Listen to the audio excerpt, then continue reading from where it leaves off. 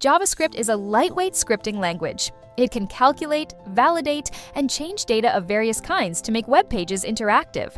It can also be used to dynamically insert content into HTML and cascading style sheets, CSS documents. JavaScript is often associated with Java because of its name, but it's important to make a strict distinction here. Apart from the name, the two languages have nothing to do with each other. JavaScript can simply be executed in the browser without any further tools. There's no typing in JavaScript, which is also referred to as dynamic typing, meaning that the type of a variable always depends on its content. If you store a string in a variable, it has string as its type. If you now write a date instance into the same variable, the variable no longer has the type string, but date. Although this may be convenient in development because every variable can always be assigned any value or type, it often leads to problems that wouldn't have occurred if languages with strict typing had been used. In addition, the readability of the program code suffers to a certain extent.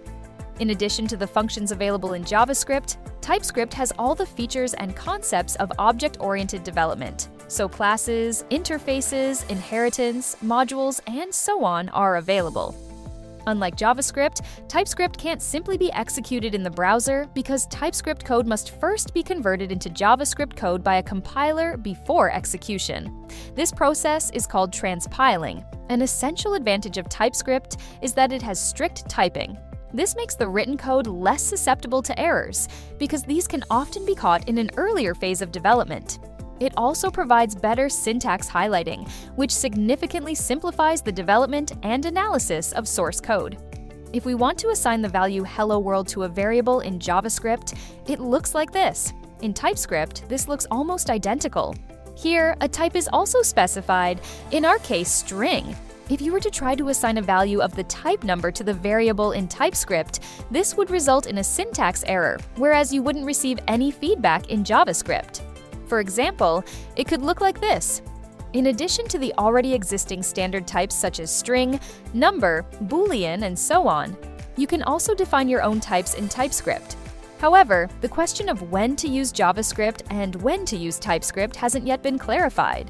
In principle, JavaScript is most suitable if you want to write a quick, short script or develop small projects.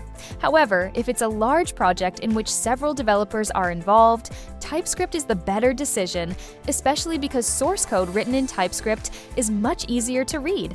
In addition, it's easier to integrate external libraries and various frameworks in TypeScript. To learn more about SAP, make sure to subscribe to our channel and enable notifications so you never miss a new video.